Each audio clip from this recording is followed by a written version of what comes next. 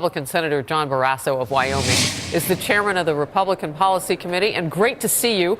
Let's start there because we do know that immigration and this DACA is going to be part of a conversation moving forward. How does that touch the government funding, and what does that conversation look like going forward?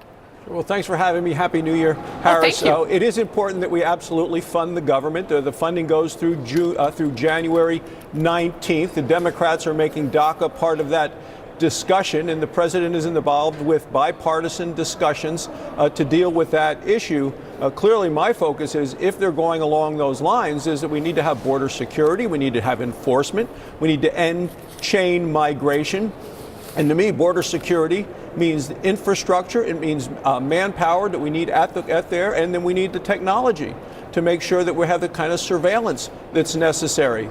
But they're working on that issue. I think that would be the completely wrong reason to ever shut down the government. That's not what responsible people do. We need to reassure the American people the government will stay funded and stay open, and I'm committed to that. Are you prepared for the kind of fight that's ahead when you hear this from Kellyanne Conway, advisor to the president, on linking DACA and a deal to funding the government? You listen, let's watch together. The president has made very clear, and he has not wavered, that there is no DACA without funding for the wall. The wall is to be built. He made that promise. It's begun. It's incredibly important for folks to see tangibly that we are getting tougher on border security. But the president has also made very clear, Bill, that his immigration vision includes an end to chain migration, an end to the visa lottery program. Do you think you can move the president off that point? I mean, she sounds pretty strong on that, like he might not move, and that's problems for you if you need Democrats on board.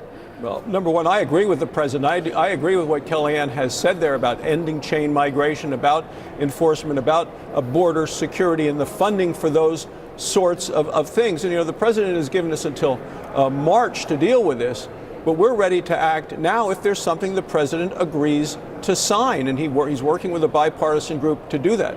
But I don't think that should be connected in any way to funding the government. It is interesting, as a Republican, I want to grow the economy. The Democrats want to grow the government. I mean, there's a fundamental difference as we look at funding the government. I want to fund the things that I believe are the key priorities for our country, which is keeping our country safe and strong. And to me, that's funding for the military, not just additional programs for others. Senator Barrasso, I want to now get to something, because you and I spoke right in the commercial break, and you see a lot of positivity moving forward. You were in the Senate chamber, I believe, today as we saw 3 vice presidents in the same room. Take us through that historic moment and tell me why you feel hope from this moment.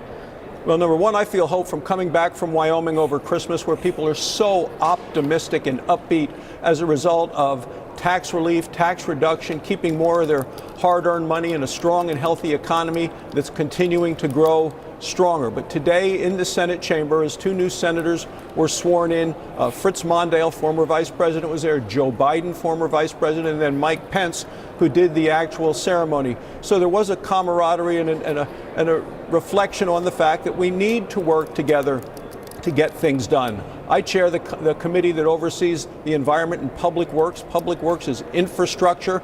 We need to work together on infrastructure to rebuild crumbling roads in this country. And to me, I think of infrastructure, and we're working closely with the White House on that. I mean, those are the sort of plans that put people to work, improve the quality of life, and contribute to a strong and healthy economy, and they should be done in a bipartisan way. Are you still feeling some pressure to sell the tax legislation throughout the United States? I know right at the end of the year there was this talk that Republicans would fan out and go and talk about it. What is that message going to be? Well, what I'm hearing from people at home in Wyoming is that for them personally, they see it as a great deal. They look at this and say, wow, they're doubling the standard deduction, doubling the child tax credit, lowering the rates. People have been stopping me at the grocery store and other places around the state, telling me how good it's going to be for them personally.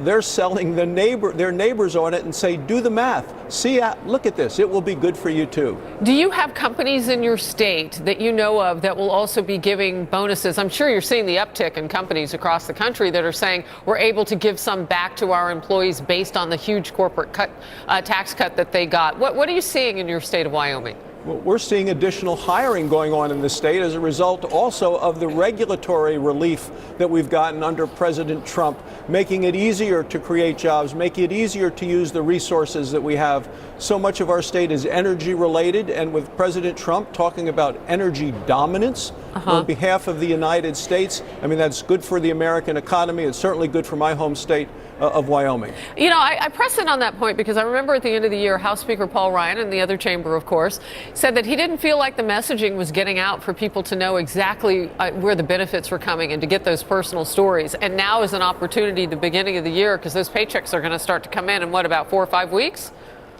Well, people are going to start noticing in February in terms of less money withheld from their paychecks. So they'll have bigger paychecks, but also because of raises, because of additional hiring that's going on, because of the stronger, healthier economy. I think all of these things are going to continue to signal to the American people that America is back. We have an America First economy with an America First president, and I think people are going to realize at home that things are heading in the direction that they had hoped for a long time they would head in. Senator John Barrasso of the great state of Wyoming, we appreciate the facts and information coming from you today. Thank you. Thanks for having me, Harris. Absolutely. Happy New Year.